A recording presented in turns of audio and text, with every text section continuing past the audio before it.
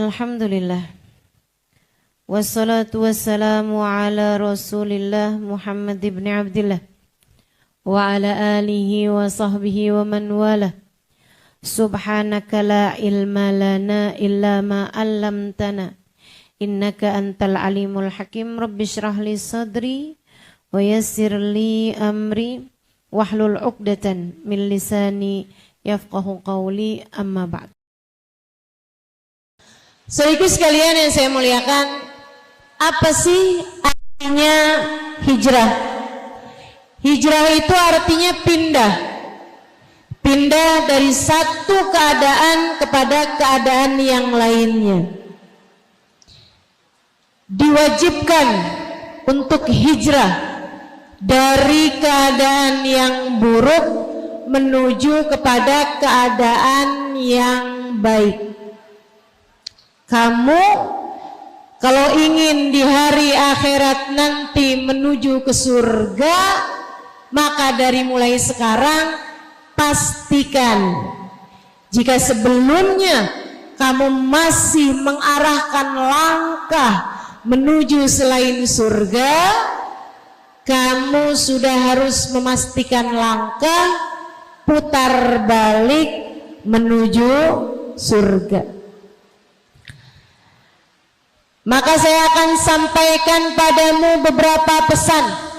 Saya mau sampaikan 3 pesan aja terkait hijrah kita dalam kehidupan ini, sehingga mudah-mudahan semuanya dari dunia menuju surga, dari kehidupan di dunia ini hidup dalam keadaan bahagia, amin, sampai mati husnul khotimah, di akhirat nanti masuk surga. Sekali lagi, mudah-mudahan hidup kita di dunia bahagia, mati husnul khotimah, di akhirat masuk surga. Kalau kamu pengen ketiganya, hidup bahagia, mati husnul khotimah, di akhirat menuju surga, nih saya kasih tahu 3 pesan saya. Yang pertama, bagusin niat. Apapun yang kamu lakukan, siapapun kamu, dan apapun yang kamu lakukan baru benar-benar bermakna apabila niatnya bagus. Katanya Imamul Haddad, man saluhat niyatuhu saluhat a'maluhu la mahala. Orang kalau niatnya bagus, perbuatannya bakalan bagus, pasti. Wa man sa'at niyatuhu sa'at a'maluhu la mahala. Dan kalau niatnya jelek, perbuatannya bakalan jelek. Wa in kanat fi suratihi hasanah, walaupun kelihatannya kayaknya bagus. Kalau udah niatnya nggak bagus, bakalan perbuatannya juga nggak bagus. Kayak ada tuh berapa tahun yang lalu mau pemilihan anggota dewan, nyumbang karpet masjid biar dipilih. Nyumbang karpet masjid, perbuatan bagus apa nggak bagus? Niatnya biar dipilih, bagus apa nggak bagus? Saudaraku sekalian, ternyata habisnya pemilihan dia nggak kepilih, karpetnya diambil lagi. Masjidnya nggak punya karpet, kesian. Ada lagi nyumbang pintu masjid,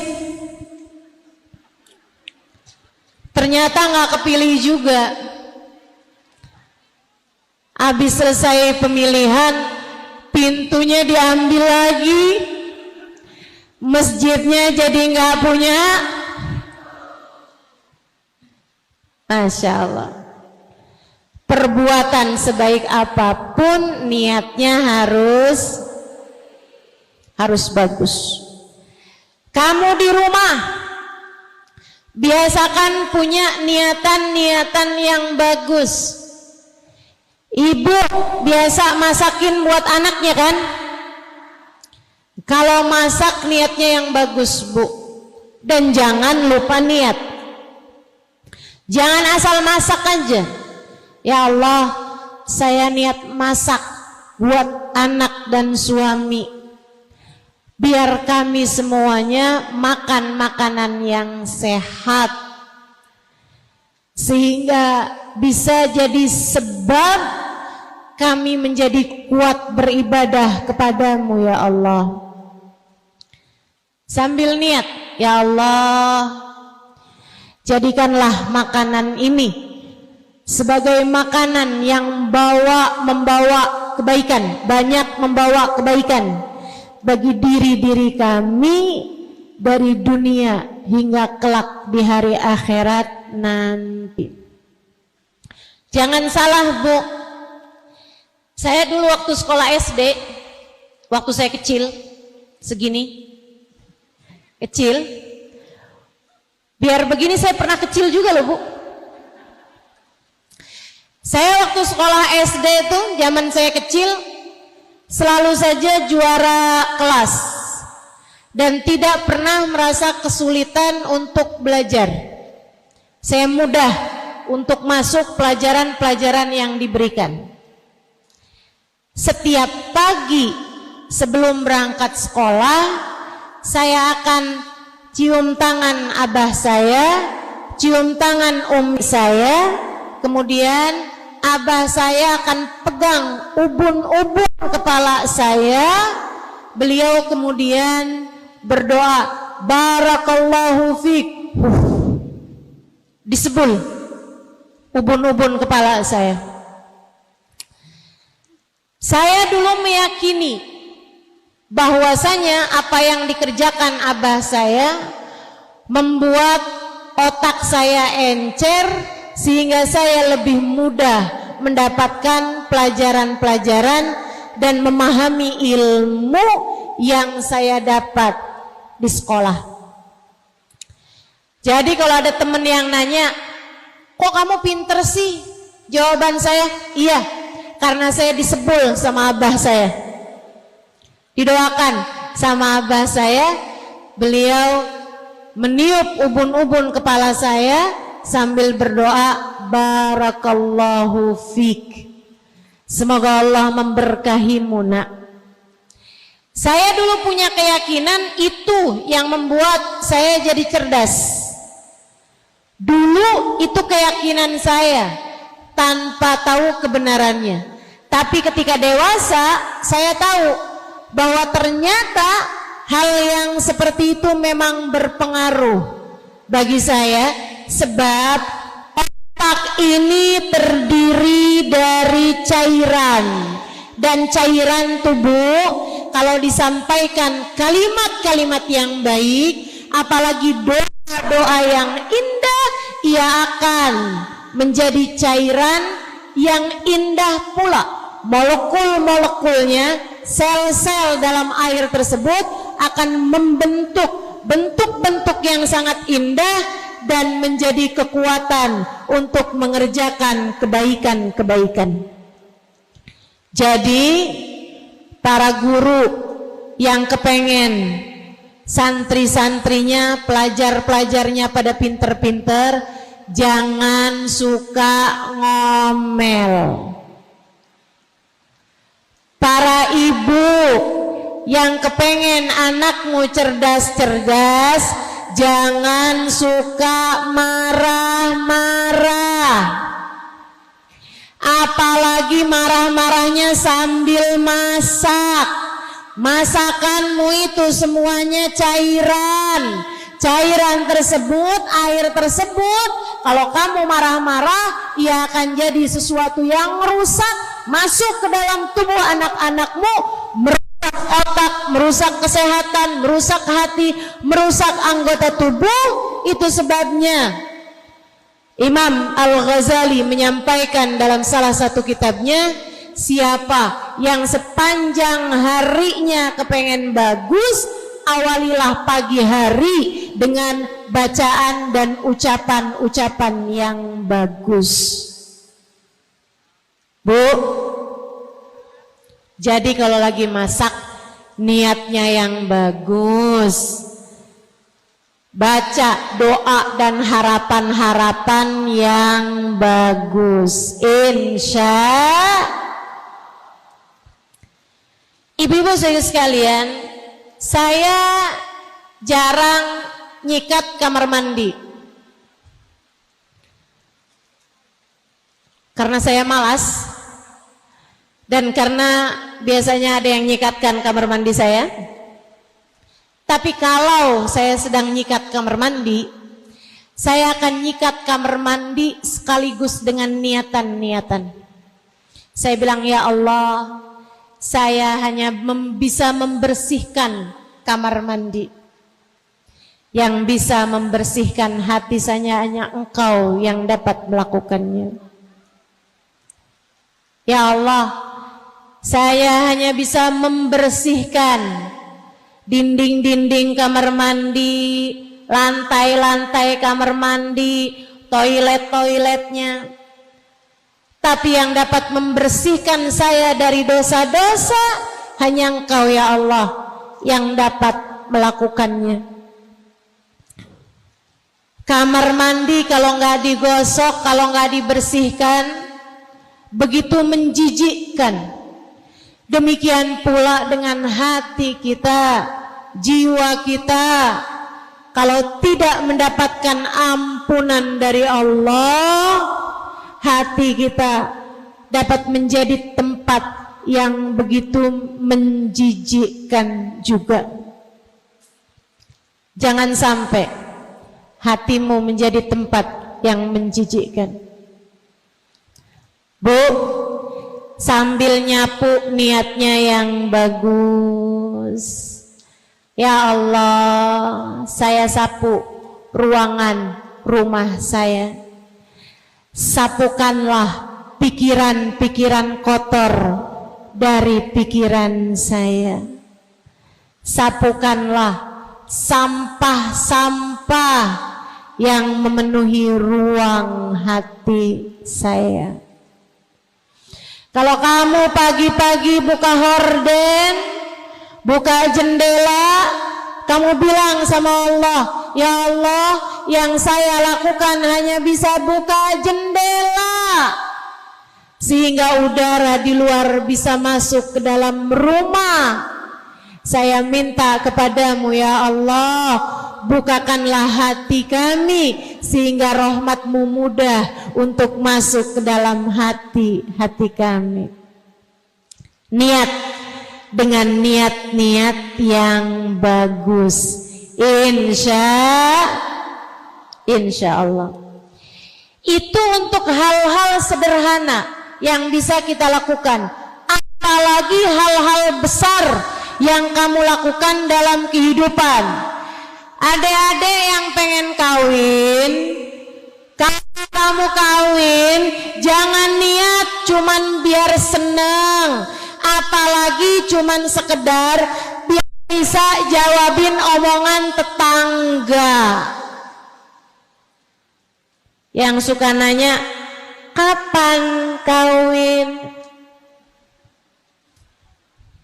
Tuh temen-temennya udah pada gendong anak. Kalau kamu bingung jawabnya, saya ajarin. Jodoh, rezeki, ajal yang punya Allah, adanya di tangan, dalam genggaman, dalam takdir. Jadi kalau kamu terus-terusan ditanya, kamu kapan kawin? Kapan kawin? Jawab aja, kalau tante kapan mati? Jodoh aja sama aja deh. Sama-sama gak ada yang tahu. Hati-hati jagain mulut. Saudariku sekalian yang saya muliakan, jangan suka nanya sama orang yang habis kawin, kamu kapan punya anak? Emang dia tahu? Enggak tahu. Enggak tahu ibu-ibu sekalian. Karenanya enggak usah nambahin bingungnya orang. Kita belajar untuk bisa menempatkan segala sesuatu sesuai dengan tempatnya. Insya Allah. Nah, kalau kamu kawin niatnya yang bagus. Niat buat memperbanyak jumlah umat Nabi Muhammad. Sebab Nabi Muhammad mengatakan, tanakahu takfuru fa inni mubahin bikumul umam yaumal qiyamah. Menikahlah kalian dan milikilah anak yang banyak, sebab aku akan berbangga dengan banyaknya umatku di akhirat nanti. Kalau nikah niat yang bagus, niat mengerjakan perintah Allah, niat memperbanyak umat Nabi Muhammad sallallahu alaihi wasallam, niat mengerjakan sunnahnya Nabi Muhammad. An-nikahu sunnati faman raghiba an sunnati falaysa minni. Nikah adalah bagian dari sunnahku. Siapa yang enggan terhadap sunnahku, dia tidak termasuk bagian dari kelompokku. Jadi yang nikah niatnya harus bagus. Kalau kamu tahu kamu hamil, mulai mengandung anakmu, niat yang bagus. Ya Allah, aku niat menjadikan anak yang sedang aku kandung ini, ya Allah, sebagai hamba yang ahli ibadah kepadamu. Ya Allah, saya berusaha untuk menjalankan kewajiban saya sebagai hamba-Mu. Saya niat untuk menjadikan yang ada dalam kandungan saya sebagai umat Nabi Muhammad yang soleh atau soleha. Gitu, niatkan. Demikian pula kalau kamu ngajar, kalau kamu belajar, apapun aja yang kamu lakukan. Nih sekarang niat hadir di majelis ini, jangan cuma sekedar pengen tahu mukanya Ustazah Halimah kayak apaan sih. Ustazah yang suka viral di TikTok itu loh, yang gak pernah kelihatan mukanya, kelihatan kursinya doang. Saudaraku sekalian saya muliakan, gak cukup sebagai niat-niat yang bagus, mesti dinaikin niatnya. Pengen belajar jadi hamba Allah yang tahu apa yang harus dilakukan. Pengen kumpul-kumpul dengan banyak perempuan-perempuan solehah, biar saya juga ketularan jadi hamba Allah yang solehah. Kepengen belajar dari hamba-hambanya Allah Subhanahu wa ta'ala. Kepengen punya ilmu yang punya sambungan langsung sampai kepada baginda Nabi besar Muhammad sallallahu alaihi wasallam. Sebab bagaimanapun saya belajar di pondok-pondok pesantren yang para pengajarnya adalah orang-orang yang memiliki sanad keilmuan sampai kepada baginda Nabi besar Muhammad sallallahu alaihi wa ala alihi wasallam. Termasuk urusan niat ini, bagusin niat ini adalah sesuatu hal yang sangat dipentingkan oleh Nabi Muhammad sallallahu alaihi wasallam dalam berbagai macam urusan, termasuk dalam urusan hijrah. Sebab ternyata ketika Nabi Muhammad hijrah, umat Islam hijrah berangkat dari Mekah ke Madinah, enggak semuanya kepengen untuk hidup di Madinah, bersama dengan Nabi Muhammad sallallahu alaihi wasallam menjalankan syariat agama Islam secara kafah, secara sempurna. Enggak semuanya punya niat begitu. Ada juga kerja di Mekah enggak nguntungin, ikutan hijrah. Kali-kali kalau buka toko nih di Madinah, siapa tahu nih bisa untung. Ada lagi hijrah, ikutan berangkat ke Madinah. Karena saya dengar-dengar cewek yang saya naksir berangkat hijrah ke Madinah.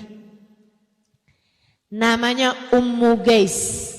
Dia pun kemudian berangkat bukan karena kepengen sama Nabi Muhammad, tinggal bersama dengan Nabi Muhammad di Madinah, menjalankan agama Islam dengan sempurna bersama dengan orang yang diturunkan kepadanya Al-Quran, yaitu baginda Nabi Muhammad alaihissalam, yang diturunkan ajaran Islam, yaitu Nabi Muhammad alaihissalam. Akan tetapi dia kepengen bisa menikahi perempuan bernama Ummu Gais. Maka mereka pun mengadu kepada Nabi Muhammad alaihissalam, ya Rasulullah, laisa kulluna man yuhajir ibtigha'a mardatillah. Wahai Rasul, enggak semuanya kami yang hijrah ini karena kepengen ridhonya Allah atau karena kepengen untuk bisa hidup denganmu wahai Rasulullah. Ada Rasul yang hijrahnya karena pengen dapetin dunia, pengen bisa dapat pekerjaan yang lebih baik, pengen bisa dapat penghasilan yang lebih menguntungkan. Ada juga Rasul yang hijrahnya karena kepengen bisa kawin sama Ummu Gais. Itu gimana Rasul? Sama apa enggak nih kita pahalanya? Sama apa enggak hasilnya? Sama apa enggak buahnya? Nabi Muhammad menjawab, innamal a'malu binniyat wa innamal likulli imri'in ma nawa. Sesungguhnya segala perbuatan tergantung niatnya, dan setiap orang akan diberi sesuai dengan niatnya. Faman kanat hijratuhu ilallahi wa rasulih fa hijratuhu ilallahi wa rasulih. Siapa yang hijrahnya kepengen ridha Allah, kepengen bisa hidup bersama dengan Nabi Muhammad, fa hijratuhu ilallahi wa rasulih, maka dia dapat pahala hijrahnya dari Allah, dan dia dapat kebersamaan, cinta, kasih sayang, syafaat dari Rasulullah. Faman kanat hijratuhu lid-dunya yusibuha. Siapa yang hijrahnya karena berharap dunia. Hadir majelisnya Ustazah Halimah. Siapa tahu entar ketemu orang bisa ngutangin saya. Lagi kering banget nih, nggak punya duit. Ntar kali-kali saya ketemu sama temen lagi zaman SMA bisa ngutang. Hijrahnya bukan karena Allah tapi karena berharap dunia. Itu tadi yang nyumbang masjid, karpet masjid karena berharap dipilih, gitu kan? Gimana nih, wahai Rasul yang berbuat kebaikan, pekerjaannya sama-sama hijrah, tapi tujuannya bukan karena Allah, bukan karena Rasulullah. Dia dapat pahala apa enggak wahai Rasul? Faman kanat hijratuhu lidunya yusibuha. Siapa yang hijrahnya karena ingin mendapatkan dunia, pengen mendapatkan harta, berharap jabatan, au imra'atin yang kihuha, atau berharap biar ketemu sama jodoh, mondok, belajar di pondok pesantren, kali-kali ketemu sama jodoh.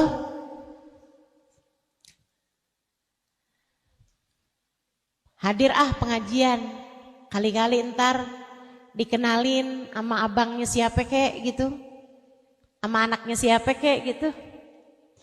Kali-kali jodoh nih umur udah kepala 3 tapi jodoh belum datang-datang juga. Kalau seperti itu kata Nabi Muhammad, fa hijratuhu ila ma hajara ilaih, maka dia enggak dapat apa-apa dari Allah dan Rasulnya, dia hanya mendapatkan dunia yang dia inginkan atau mendapatkan jodoh seperti yang dia inginkan, itu juga kalau dapat. Selebihnya dari Allahnya nggak ada, dari Nabi Muhammad nggak ada. Makanya sayang. Sama-sama duduk di sini, sama-sama kebasahan. Ada tuh yang bajunya basah karena karpetnya basah. Ada? Banyak. Saya juga, kaos kaki saya basah. Nggak apa-apa, yang penting niatnya bagus, yang penting niatnya benar. Duduk sama rata, pahalanya nggak sama. Salah satunya bergantung dari niat. Yang pengen dapat dari Allah, dia bakal dapat dari Allah. Yang pengen dapat dari Nabi Muhammad, dia bakal dapat dari Nabi Muhammad.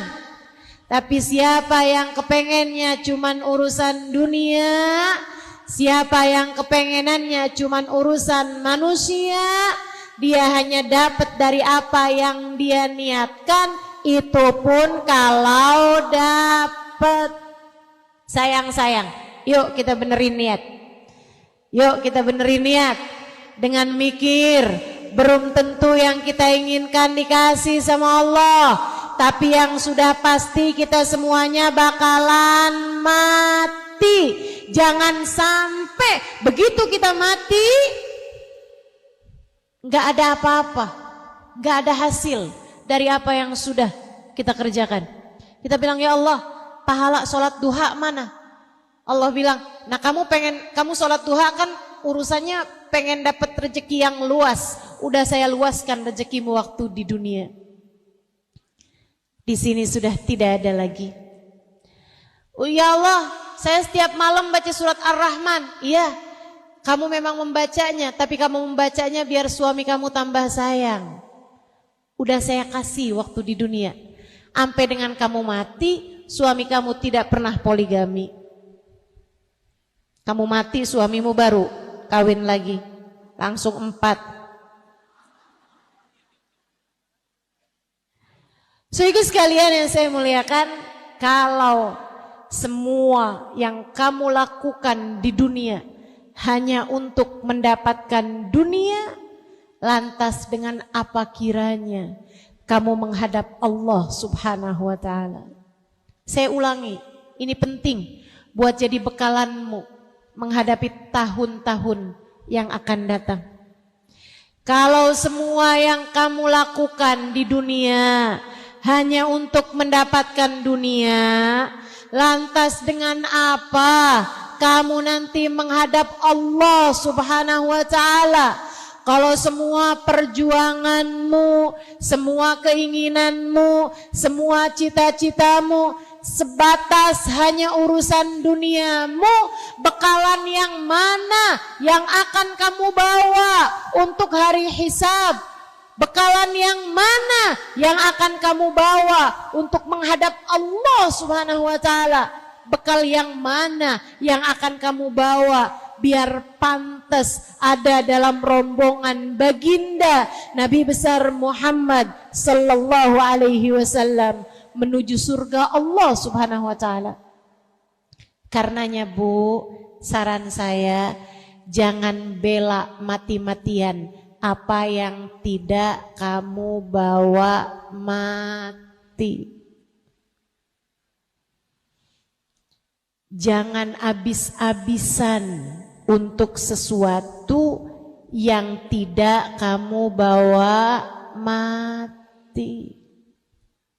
Yuk, mulai belajar meniatkan segala sesuatu buat dapat Allah, buat dapat rahmatnya Allah, buat dapat syafaatnya Rasulullah Muhammad sallallahu alaihi wasallam. Sebelum saya lanjutkan, Saya mohon yang tadi foto saya tolong dihapus. Baik. Yang kedua, saya mau pesan berapa tadi? 3. Sekarang jadi 2 aja apa? Tetap 3. Oke, baik. Yang kedua, teman-teman saudara sekalian, ini jadi bekalanmu untuk ke depan, bagusin amal soleh. Bagusin ibadah. Yuk, kamu kalau bukan kamu yang mentingin urusan akhiratmu, siapa lagi? Kalau bukan kamu yang berbekal buat akhirat kamu pikir siapa yang akan berbekal untukmu? Nak, sholat duhurnya 2 kali ya nak. Emang kenapa gitu mah? Yang satu buat mama gantiin. Bisa begitu? Nggak bisa, nggak bisa. Kita nggak bisa bilang sama saudara kita mau sedekah ya, sekalian ya 2 kali double. Emang kenapa gitu? 1 buat saya, kamu ngutang? Enggak, kamu yang sedekah tapi pahalanya buat saya. Bisa begitu? Nggak bisa. Bekalanmu buat kamu. Karenanya sholatmu buat kamu, puasamu buat kamu, zikirmu buat kamu, Quranmu buat kamu. Jadi anak yang berbakti kepada orang tuamu untukmu. Jadi istri yang solehah bukan buat suamimu, untukmu sendiri. Bagusin, bagusin. Kamu didik anak-anakmu yang bagus. Bekal untukmu menuju akhirat nanti. Yang bagus ibadahnya. Bu, sholat jangan tinggal. Bu, sholat jangan. Kalau bisa mulai belajar buat bangun tahajud. Masa rambut udah separuhnya uban, bangun tahajud masih kelewatan mulu? Mau kapan mulai tahajudnya? Hah? Mau kapan mulai bangun tahajudnya? Mau kapan mulai bangun tahajudnya? Ntar hari pertama saya di kuburan. Bisa? Hari pertama kalau saya mati, tuh malam pertama itulah saya akan mulai bangun malam buat sholat tahajud. Bisa? Enggak bisa. Saya mau baca Quran. Begitu saya masuk ke dalam kuburan, bisa? Enggak bisa. Kalau kamu mau baca Quran, di dunia tempatnya. Kalau kamu mau nyari bekal, di dunia tempatnya. Kamu mau bagusin sholat, di dunia tempatnya. Mau nyari dekat sama Nabi Muhammad, di dunia tempatnya. Mau sholawatan, di dunia tempatnya. Mau doa minta sama Allah, di dunia tempatnya. Mau jadi istri yang solehah, di dunia tempatnya. Mau jadi anak yang berbakti, di dunia tempatnya. Mau ngafalin hadis-hadis Nabi, di dunia tempatnya. Di dunia tempatnya, saudaraku sekalian. Apapun jenis ibadah yang kamu lakukan, hanya berarti ketika kamu melakukannya. Saat kamu berada di atas muka bumi ini. Begitu kamu mati, semuanya sudah menjadi terlambat sama sekali. Jangan sampai kamu menjadi seseorang seperti yang Allah ceritakan dalam Al-Quran. Kata Allah SWT, ada orang-orang yang kalau sudah dicabut nyawanya, dia akan berteriak, Rabbirji'un la'alli a'malu salihan fima taraktu. Kalla innaha kalimatun huwa qailuha wa min waraihim barzakhun ila yaumil yub'atsun. Kata Allah, ada nih umatku, umatnya Nabi Muhammad, ada orang-orang hamba-hamba nih, manusia nih, ada orang-orang yang ketika dicabut nyawanya dia bilang, ya Allah, tungguin, sisain ya Allah, setahun aja ya Allah, sisain setahun. La'alli a'malu salihan fima taraktu, saya akan menyusuli perbuatan-perbuatan baik yang telah saya tinggalkan. Ya Allah, sisain setahun ya Allah, saya mau berbuat kebaikan-kebaikan. Nggak boleh setahun, sebulan ya Allah, sebulan. Sisain sebulan ya Allah, saya mau kerjain kebaikan-kebaikan. Nggak boleh sebulan, seminggu ya Allah, seminggu. Saya mau kerjain kebaikan-kebaikan. Nggak boleh seminggu, sehari aja deh ya Allah, sehari aja. Besok aja saya matinya nggak apa-apa ya Allah. Besok saya mati nggak apa-apa. Sekarang jangan dulu ya Allah, sehari aja sisakan, biar saya ngerjain kebaikan. Nggak boleh juga sehari, sejam ya Allah, sejam. Sejam aja, sisain 1 jam. Saya mau ngerjain kebaikan-kebaikan. Kembalikan saya ke dunia ya Allah. 1 jam saja untuk saya mengerjakan kebaikan-kebaikan. Idza jaa ajaluhum la yastakhiruna sa'atan wa la yastaqdimun. Ajal kalau udah datang enggak bisa dimajuin semenit, enggak bisa dimundurin semenit. Jangankan sebulan, seminggu, semenit aja udah enggak bisa. Kata Allah, kalla, enggak bisa. Begitu kamu udah mati, segalanya sudah terlambat sama sekali. Innaha kalimatun huwa qailuha. Itu hanyalah ucapan yang kamu ucapkan, enggak akan pernah Allah Subhanahu wa taala kabulkan. Wa min waraihim barzakhun ila yaumi yub'atsun. Sesudah kamu mati, silakan menjalani hari-hari kamu tinggal di barzah sampai hari kamu dibangkitkan. Kalau udah mati nyesel. Jangan sampai kita nyesel mumpung masih hidup. Yuk kita baguskan ibadah-ibadah kita. Insya Allah. Insya Allah. Salah satu dari amalan yang gampang saya mau ajarin. Nih sama ibu-ibu yang hadir di sini semuanya nih. Sama adik-adik yang hadir di sini saya ajarin. Kalau malam-malam mau tidur, kamu baca dikiran-dikiran yang diajarkan sama Nabi Muhammad kepada Sayyidah Fatimah Zahra dan suaminya Sayyidina Ali bin Abi Thalib. Wudu, habis itu kamu miring ke arah kanan, kemudian baca Subhanallah 33 kali, Alhamdulillah 33 kali, Allahu Akbar 33 kali. Akhiri dengan La ilaha illallah wahdahu la syarikalah, lahul mulku wa lahul hamdu yuhyi wa yumit, wa huwa ala kulli syai'in qadir. Baca ayat kursi, baca juga Bismillahirrahmanirrahim 21 kali. Terutama buat yang susah bangun malam, cobain baca sebelum tidur Bismillahirrahmanirrahim 21 kali. Termasuk buat yang suka mimpi buruk. Cobain. Malam sebelum tidur baca Bismillahirrahmanirrahim berapa kali? 21 kali. Jangan lebih, jangan kurang. Ya. Kemudian sudah itu teman-teman saya sekalian, kamu baca doa-doa sebelum tidur, paling akhir baca sholawat sama Nabi Muhammad 10 kali. Gak usah yang panjang-panjang, apalagi dilaguin, takut keburu tidur. Allahumma sholli. Wah, kayaknya satu setengah. Belum 10 baru 1,5 udah ketiduran. Gak usah yang panjang-panjang, gak usah yang dilaguin. Biar inget, biar gampang, yang pendek-pendek aja. Allahumma sholli ala Sayyidina Muhammad wa ala ali Sayyidina Muhammad. Allahumma sholli ala Sayyidina Muhammad wa ala ali Sayyidina Muhammad. Allahumma sholli ala Sayyidina Muhammad wa ala ali Sayyidina Muhammad 10 kali. Baca doa sebelumnya, doa mau tidur. Bismika Rabbi wada'tu jambi wa bismika arfa'u. Gak pada baca? Yang hafal apa? Bismika Allahumma ahya.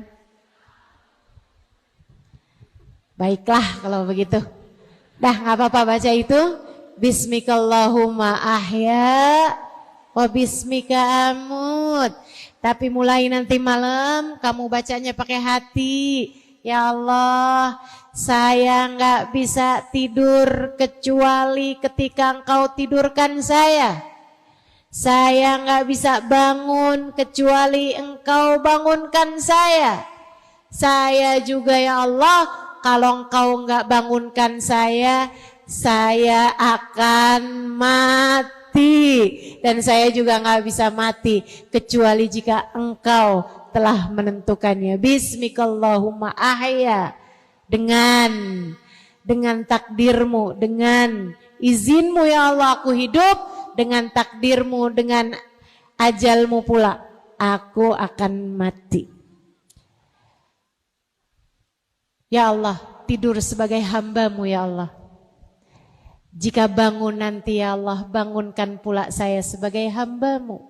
Mudahkan saya melakukan kebaikan-kebaikan sebagaimana yang telah dilakukan oleh hamba-hambamu.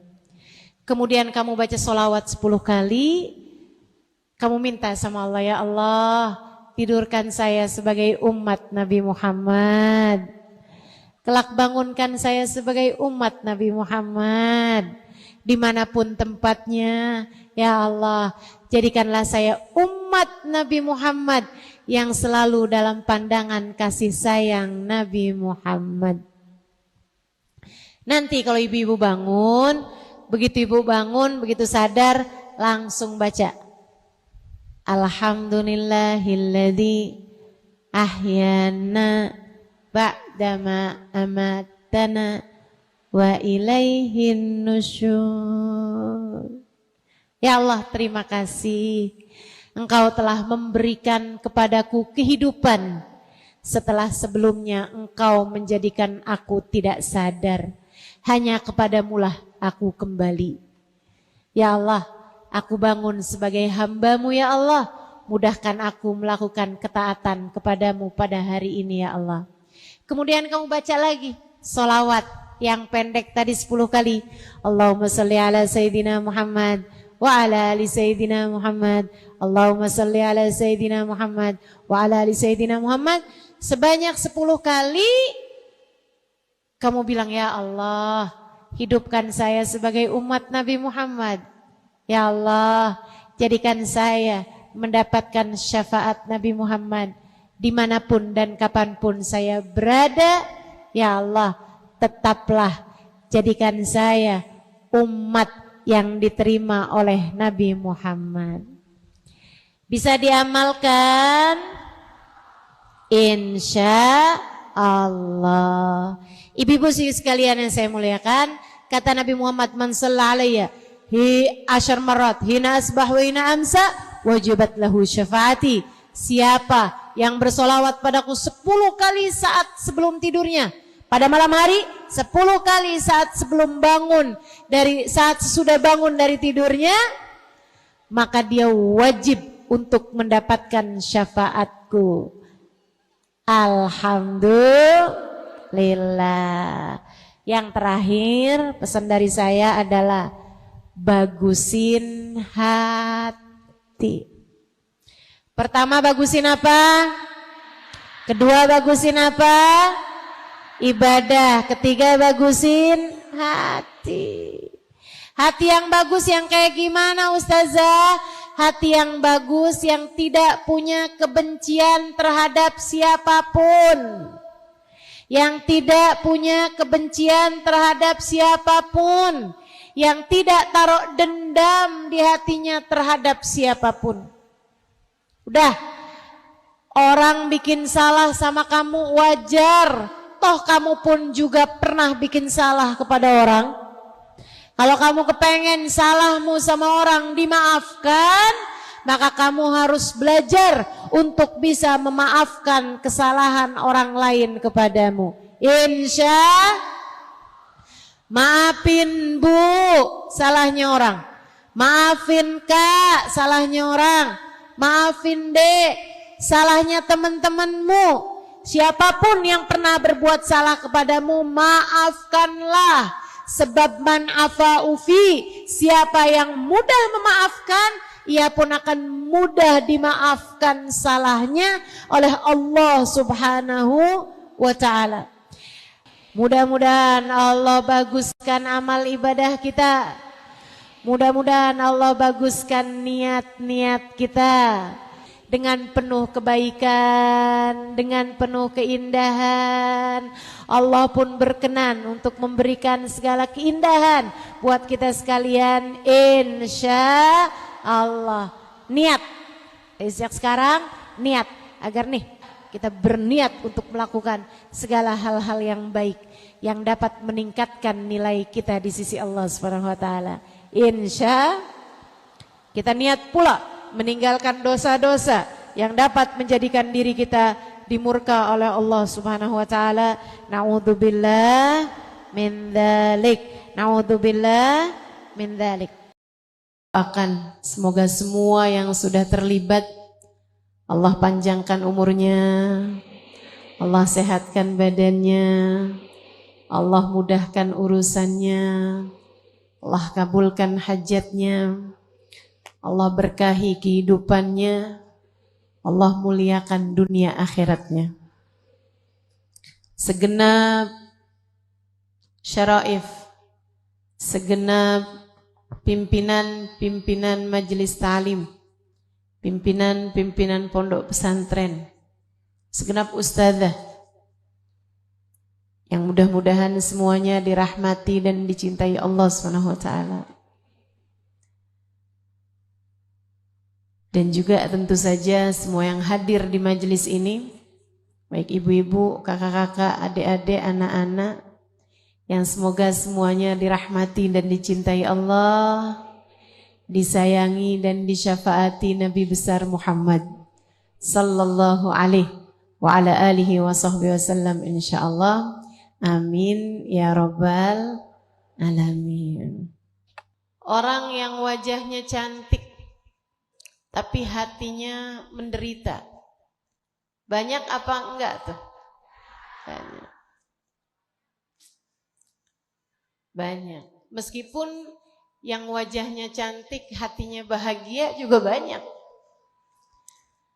Orang yang wajahnya tidak cantik, hatinya tidak cantik juga banyak. Mudah-mudahan Allah Subhanahu wa taala jadikan kita hatinya semuanya cantik insyaallah. Hatinya semuanya baik insyaallah. Hatinya semuanya terdidik insyaallah. Sehingga kita menjadi orang-orang yang hidup bahagia di dunia, kelak di hari akhirat kita diselamatkan oleh Allah Ta'ala. Sebab akhirat tuh Allah cerita dalam Al-Quran, dalam doanya Nabi Allah Ibrahim alaihissalam. A'udzu billahi minasyaitonir rajim. Rabbi la tukhzini yawma yub'atsun yawma la yanfa'u malun wala banun illa man atallah biqalbin salim. Illa man atallaha biqalbin salim. Kata Nabi Ibrahim, ya Allah, jangan hinakan aku di hari akhirat, di mana hamba-hambamu Engkau bangkitkan. Yauma la yanfa' mal wala banun, di akhirat itu tidak bermanfaat orang bawa harta, tidak bermanfaat orang bawa anak. Ini hiburan dari Allah Subhanahu wa taala untuk hamba-hambanya yang waktu hidup di dunia hidupnya sangat terbatas ekonominya. Kamu hidup di dunia miskin enggak apa-apa. Kata Allah, di akhirat orang kaya pun enggak manfaat. Yauma la yanfa' mal, tidak bermanfaat orang yang datang dengan bawa harta yang banyak yang sudah dia sedekahkan sekalipun. Ini kalau ada orang kaya dan banyak sedekahnya, di akhirat belum tentu manfaat. Orang datang pada Allah bawa harta, belum tentu manfaat. Orang datang pada Allah bawa anak, belum tentu manfaat.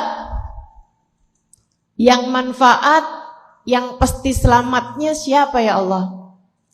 Man atallah biqalbin salim. Orang yang datang kepada Allah dengan membawa hati yang selamat, hati yang sehat, hati yang bagus, hati yang benar. Jadi kalau orang di hari akhirat nanti sedekah banyak ditambah dengan hati yang baik baru manfaat. Orang bawa anak banyak dan dia bawa hati yang benar baru manfaat. Anak saja tanpa hati yang bagus nggak manfaat. Harta saja tanpa hati yang bagus nggak manfaat. Bahkan orang datang pada Allah dengan bawa ibadah yang banyak, tapi hatinya rusak juga tetap tidak bermanfaat. Orang datang pada Allah dengan bawa ilmu yang banyak, tapi hatinya hancur, nggak manfaat apa-apa. Nggak manfaat apa-apa. Ada dulu di zamannya Nabi Allah Musa alaihissalam, diceritakan oleh Imam Ghazali dalam kitab Minhajul Abidin, buku terakhir yang ditulis oleh Imam Al-Ghazali beberapa saat sebelum kewafatannya, beberapa bulan sebelum kewafatan beliau. Imam Ghazali cerita tentang seorang laki-laki sangat berilmu, ilmunya sangat tinggi, sampai-sampai kabarnya kata Imam Ghazali, tiap dia mengajar malaikat ikut turun untuk mencatat pelajaran-pelajarannya. Di zamannya Nabi Musa, ilmu yang luar biasa. Sehingga sekalian, akan tetapi hatinya rusak, hatinya nggak benar, hatinya tidak baik, hatinya penting baginya, prioritas baginya pandangan manusia padanya, citra dirinya itu yang menjadi tujuan utama, prioritas utama dengan ilmunya tersebut. Tampak ketika datangnya Nabi Musa alaihissalam.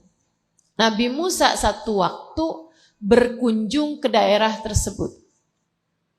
Misalnya Nabi Musa dari Jakarta nih, datang ke Pangkalambun, kotanya Bal'am bin Ba'ur, misal. Bal'am bin Ba'ur yang biasanya majelisnya rame, ketika datangnya Nabi Musa, murid-muridnya semua pada datang ke majelisnya Nabi Musa. Ya udah pasti Nabi Musa nabi, Bal'am kan bukan. Andai saja Bal'am bin Ba'ur hatinya baik, tentu dia malah akan sangat mendukung, bahkan beliau pun akan ikut serta duduk di majelisnya Nabi Allah Musa untuk nyari ilmu, untuk setidaknya minta keberkahan dari Nabi Musa. Sebab meskipun ilmunya Bal'am bin Ba'ur itu tinggi, dia bukanlah seorang nabi, yang nabi adalah Nabi Musa. Bal'am gak gitu ceritanya. Dia ngerasa gerah, dia merasa gelisah. Kenapa ya? Kok sekarang majelis saya sepi? Oh, karena semuanya pada hadir kepada Nabi Musa. Dia pun mulai hatinya gatel.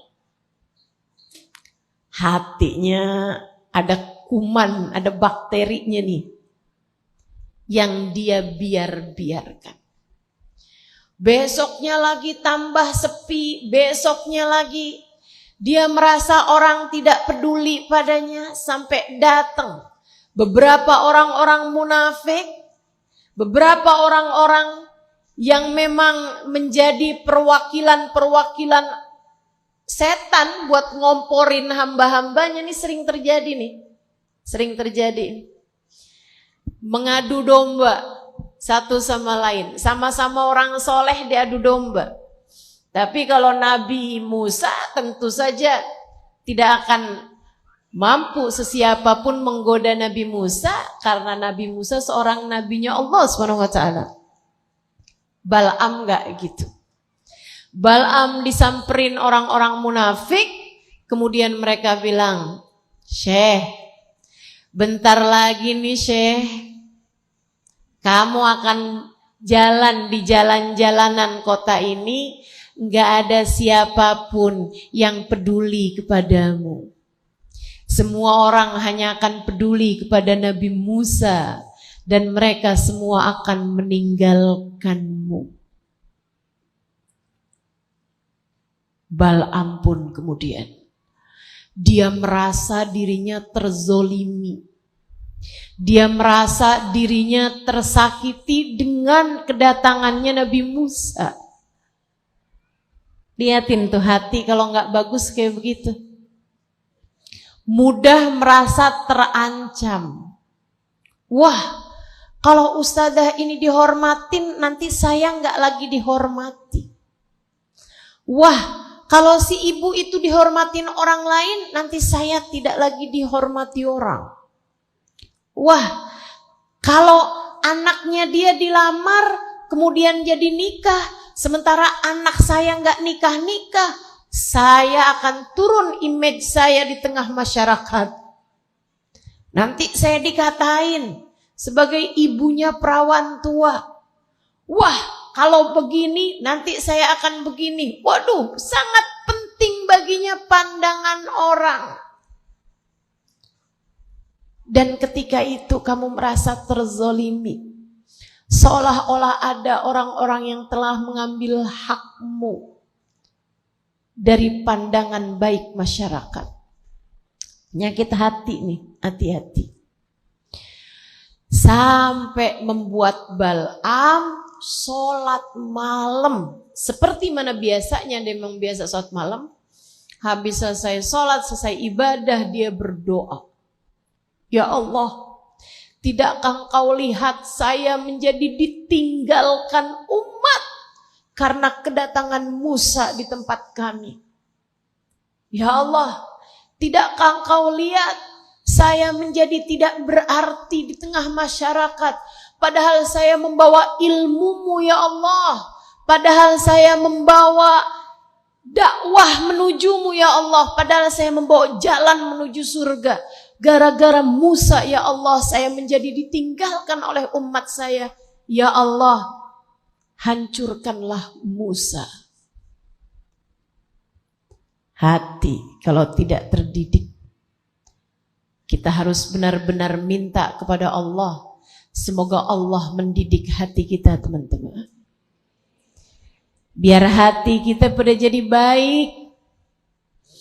Hati yang baik tahu harus merasa bagaimana dalam keadaan apapun.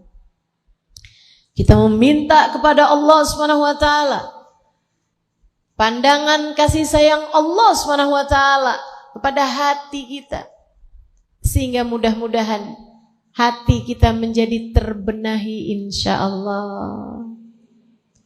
Allah pandang hati kita, menurunkan rahmat, hidayah, inayah, iman, takwa, sehingga kita berjalan di atas muka bumi dengan membawa hati yang selamat. Datang kematian, kita pulang menuju Allah dengan berbekal hati yang selamat. Di hari akhirat nanti, menuju akhirat, Allah pun menyelamatkan kita, memasukkan kita ke dalam surganya, karena kita adalah hambanya yang memiliki hati yang selamat. Amin ya Rabbal Alamin. Bal'am doa, ya Allah hancurkanlah Musa, hancurkanlah Musa. Bukannya Allah menghancurkan Nabi Musa, tentu saja. Nabi Musa nabinya Allah, Nabi Musa utusan Allah. Nabi Musa adalah penyampai wahyu Allah kepada umat. didoakan hancur, ya doanya akan berbalik kepada si pendoa itu sendiri, sehingga Allah pun kemudian menghancurkan Bal'am. Dihancurkannya kayak gimana? Allah cabut iman dari dalam hatinya. Bal'am menjadi orang ateis pertama di atas muka bumi ini yang mengatakan bahwa alam semesta ini tidak ada Tuhannya. Allah perumpamakan Bal'am. Di dalam Al-Quran Allah sebutkan, a'udzubillahi minasyaitonirrajim, famathaluhu kamathalil kalbi in tahmil alaihi yalhath aw tatrukhu yalhath. Perumpamaan Bal'am bin Ba'ur seperti anjing. Seperti anjing. In tahmil alaihi yalhath aw tatrukhu yalhath. Kalau kamu bawa, dia menggonggong. Kamu tinggalkan, dia menggonggong. Ibu-ibu, saudaraku sekalian. Teman-teman semuanya, saya ketika baca ayat ini dan tahu ayat ini Allah turunkan kepada Bal'am bin Ba'ur, seorang yang berilmu sangat tinggi, seorang ulama pada zamannya, yang seperti saya sampaikan tadi, kalau beliau mengajar, malaikat sampai turun untuk ikut serta mencatat pelajaran-pelajarannya. Allah ketika murka kepadanya disebabkan hatinya yang jahat, hatinya yang tidak baik, Allah serupakan dia setara anjing. Bu, Kak, Dek, dianjing-anjingkan oleh orang aja kita gak terima. Bagaimana kalau bahkan Allah yang menganjing-anjingkan Bal'am bin Ba'ur? Padahal dia berilmu, tapi hati yang tidak terjaga, hati yang tidak baik adalah pertanda seseorang dimurka oleh Allah Subhanahu wa ta'ala. Na'udzubillah min dzalik. Makanya penting bagi kita, buat kita bisa jaga hati, buat kita minta kepada Allah dikaruniai hati yang baik. Minta sama Allah. Ya Allah, anugerahkanlah kepada saya dalam kehidupan hati yang baik ya Allah. Hati yang selamat ya Allah. Ya Allah, taruhkanlah dalam hati saya keimanan kepadamu. Yubashiru qalbi, yang merajai hatiku ya Allah.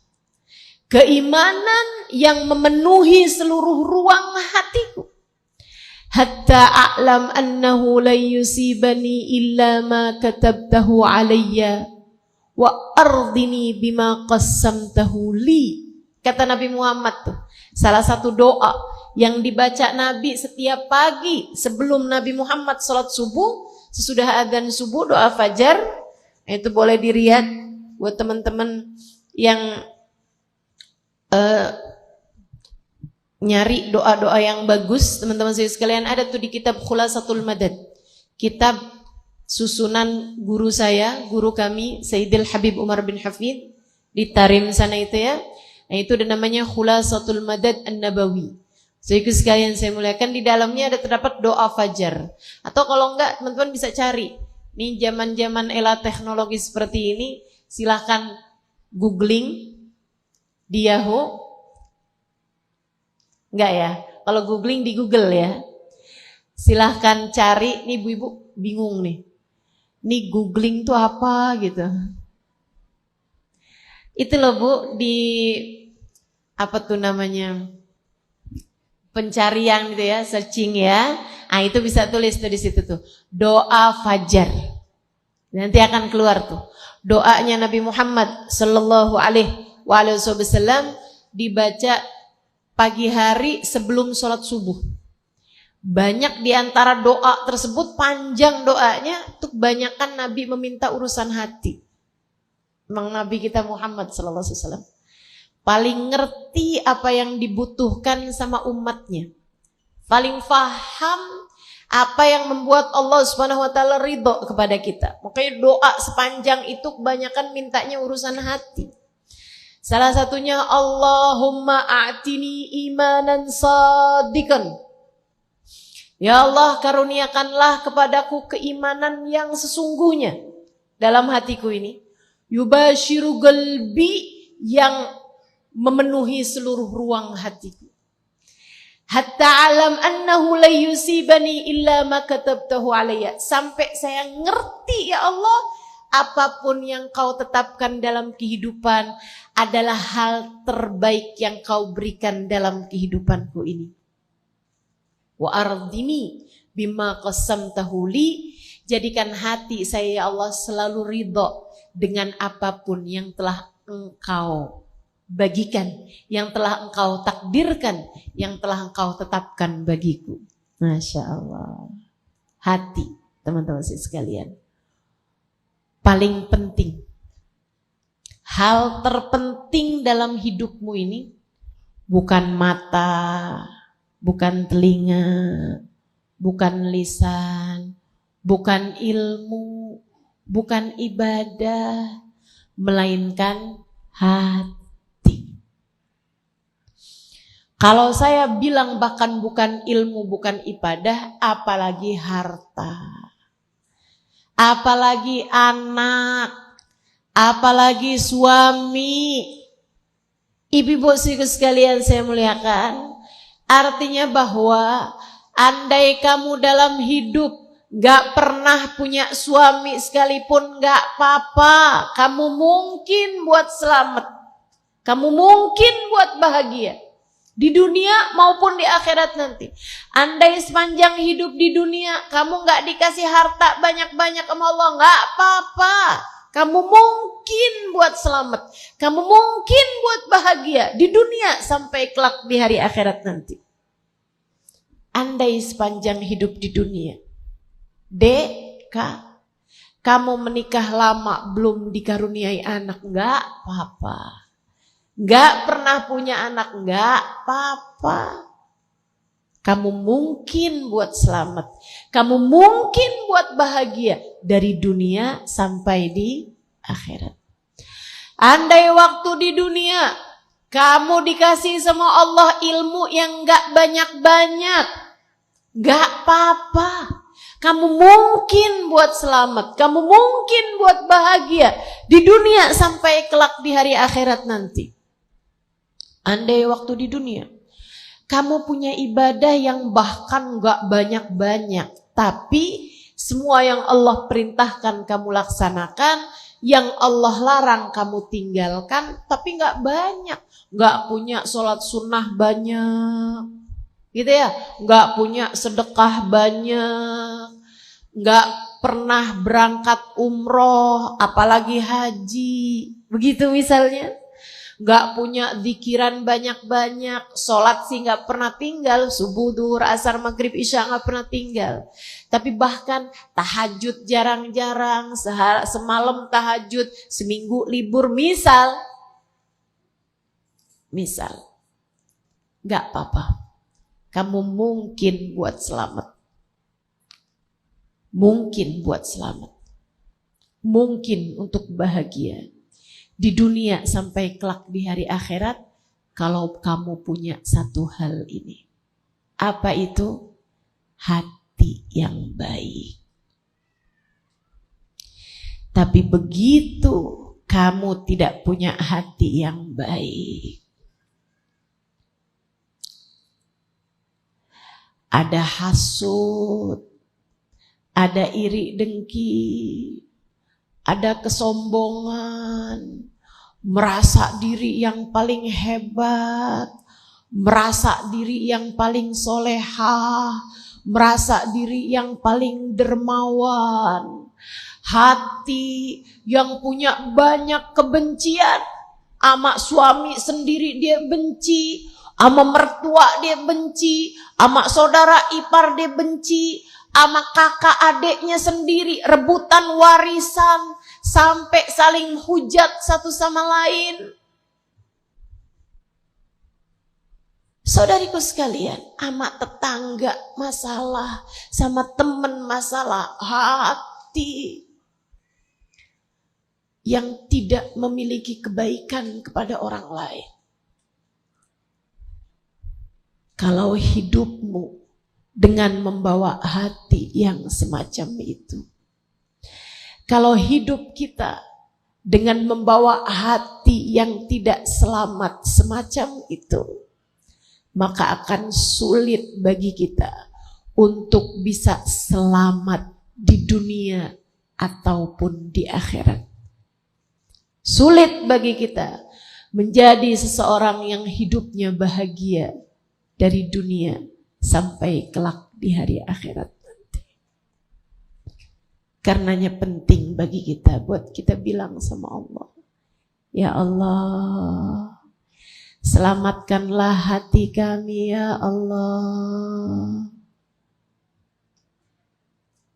Ya Allah, karuniakanlah pada kami hati yang baik ya Allah.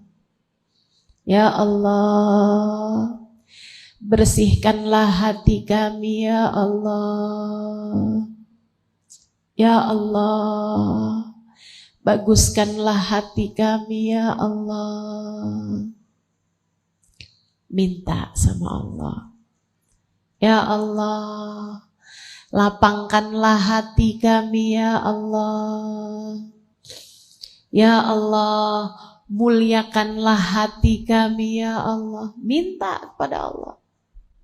Jangan sampai kita jadi hamba sesudah Allah ceritakan caranya jadi hamba yang selamat, bukan dengan bawa harta, bukan dengan bawa anak, tapi kita kalau urusan doa mintanya urusan harta aja. Ada tuh. Mudah-mudahan di Pangkalan Bun gak ada. Pokoknya kalau doa urusannya bismillahirrahmanirrahim. Allahumma rzuqni rizqan halalan thayyiban mubarakan. Rezeki mulai yang diminta. Bahkan kadang-kadang halalnya udah hilang tuh. Ya Allah, saya minta ya Allah, cepat kebeli rumah ya Allah. Ya Allah, pengen punya mobil ya Allah. Ya Allah, pengen punya duit yang banyak ya Allah. Ya Allah, pengen punya suami yang kaya ya Allah. Ya Allah. Kalau doa mintanya urusan dunia mulu. Saya sering sampaikan kepada teman-teman saya, kepada orang-orang yang hadir di majelis saya, jangan bela mati-matian sesuatu yang tidak kamu bawa mati. Jangan doa hanya minta urusan dunia. Takutnya nyesel begitu kamu mati. Karena ternyata dunia yang kamu usahakan tidak ada yang kamu bawa mati. Bu, yang kepengenannya di pikirannya cuman urusan gelang, kalung. Kalau kamu mati ada yang kamu bawa nggak dalam alam kubur? Di sini ada yang bilang sama suaminya gitu, nanti kalau saya mati ya bang ya, tolong ya gelang saya itu yang 3 kilo, tolong semuanya ikut kuburkan bersama dengan saya. Mau dibuat apa? Saya mau suap para malaikat. Biar nanti malaikat kalau datang tanya sama saya langsung, nih ada 3 kilo gelang nih. Udah lewatin saya aja. Dunia mungkin ngaruh. Dunia mungkin ngaruh. Ada banyak orang yang bisa kamu suap dengan hartamu. Akan tetapi akhirat gak ada ceritanya. Bu, Kak, Dek, yang pada punya harta banyak-banyak, adakah yang akan menemanimu dalam alam kubur? Enggak. Yang mencintai suami sampai sebegitunya, sampai hatinya begitu khawatir, Sampai suami kalau udah buka HP, matanya panjang ngeliatin isi HP suaminya. Suami masuk kamar mandi, dia cek isi HP suaminya. Teman-teman saudaraku sekalian yang saya muliakan, yang sampai ngebelain suami sampai segitunya. Cinta suami sampai menggelapkan hatimu. Sampai ada yang buat nyari cinta suaminya menghalalkan segala cara. Operasi plastik mau. Buat suami ustazah. Muka udah jadi empek kayak kain. Sulam alis. Tarik benang. Sulam bibir. Abis ini ada diobras nih. Ada di apa lagi nih? Itu muka bukan kain, teman-teman saudara sekalian. Jangan sampai cintamu kepada suamimu sampai membuatmu menghalalkan segala cara demi untuk mendapatkan cintanya. Secinta apapun kamu terhadap suamimu, bahkan secinta apapun suamimu terhadap dirimu, begitu kamu mati, dia gak bakalan menemanimu masuk dalam alam kubur. Betul? Dan kamu juga begitu kok. Secinta apapun kamu terhadap suamimu, suamimu meninggal dunia, kamu gak akan mau. Saya cinta banget sama suami saya dikuburin, sekarang saya mau ikutan juga. Saya ikutan dikubur juga barengan sama dia. Ada yang mau di Pangkalambun sini? Gak ada yang mau. Maka jangan bela mati-matian, jangan minta mati-matian sesuatu yang tidak kamu bawa masuk ke dalam alam kubur. Mintalah sesuatu yang penting, yang Allah menjadikan kebahagiaan akhiratmu bergantung dari perkara satu itu. Apa itu? Bagusnya hati. Benernya hati, selamatnya hati, sehatnya hati. Itu sebabnya Nabi kita Muhammad sallallahu alaihi wasallam doanya banyak banget minta urusan hati. Salah satu doa yang paling sering diminta oleh Nabi Muhammad, ya muqallibal qulub, tsabbit qalbi ala dinik. Wahai zat yang membolak-balikan hati, tetapkanlah hatiku berada dalam keimanan kepadamu.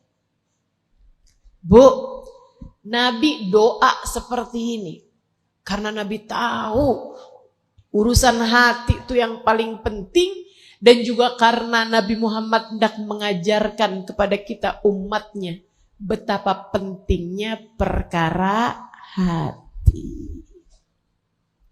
Doanya Nabi Allah Musa alaihi salam ketika diutus kepada Fir'aun, Nabi Musa mintanya juga urusan hati. Apa kata Nabi Musa? Rabbi syrahli sadri. Ya Allah, lapangkanlah hatiku. Para nabi-nabinya Allah minta urusan hati karena mereka faham keselamatan hidup dunia akhirat tergantung dari hati. Nilai kita semua. Nih, sama-sama duduk di tempat ini, Bu, Kak. Sama-sama duduk di tempat ini, Dek.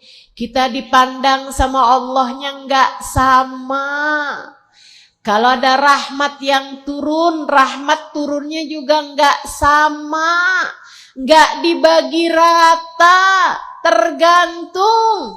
Tergantung apa ya Allah? Tergantung niat sama tergantung hati kamu. Kemana hatimu selama kamu duduk di majelis ini? Ada yang hatinya pergi ke dapur. Kalau suami saya makan nih, makan apa nih ya sekarang? Hatinya lagi jalan-jalan ke dapur. Ada banyak di sini hatinya yang lagi jalan-jalan ke pasar. Baik pasar beneran atau pasar online. Hatinya lagi mikirin, kerudungan yang dipakai si itu bagus tuh, belinya di mana ya? Ustadzah, kerudungannya cantik, merek apaan ya? Belinya di mana ya? Di Shopee ada nggak ya? Masya Allah. Duduk hadir baca maulid, duduk hadir mendengarkan saya, hatinya di pasar. Jangan sampai ada yang begitu. Insya. Allah lihat nih, kita yang hadir di sini nih, yang dilihat adalah niat sama hati. Hati kamu di mana? Hati kamu keadaannya semacam apa? Hati kamu bersama dengan siapa? Hati kamu yang diingat apa? Nauzubillah, jangan sampai ada di antara kita orang-orang yang hadir bersama kita, tapi Allah berpaling darinya karena melihat hatinya yang busuk. Hatinya dipenuhi dengan kebencian. Hatinya dipenuhi dengan rasa iri dengki. Si ibu itu datang tuh, ngapain? Teman saya yang itu tuh datang. Dia tuh kan padahal baru habis cerai sama laki.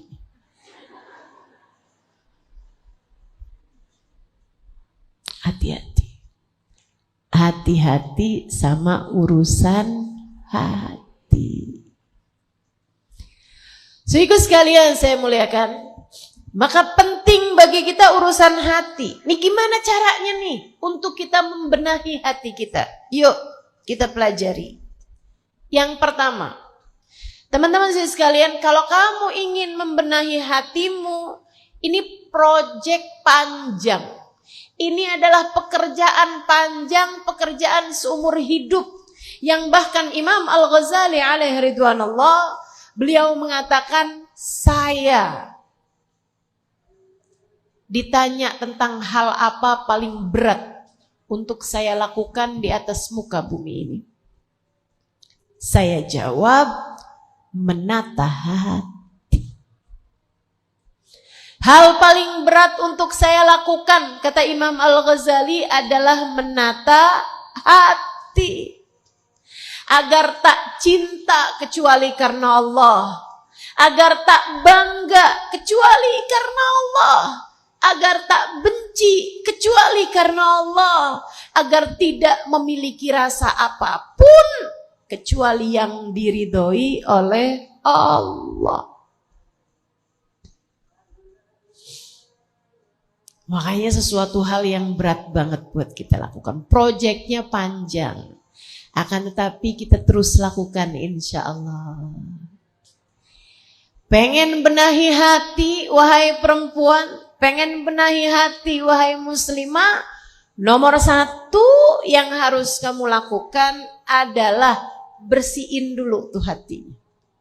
Bersihin. Angkat. Yang jelek-jelek dalam hati angkat. Apa aja yang jelek-jelek yang ada dalam hati? Nomor satu, kesombongan. Nomor satu,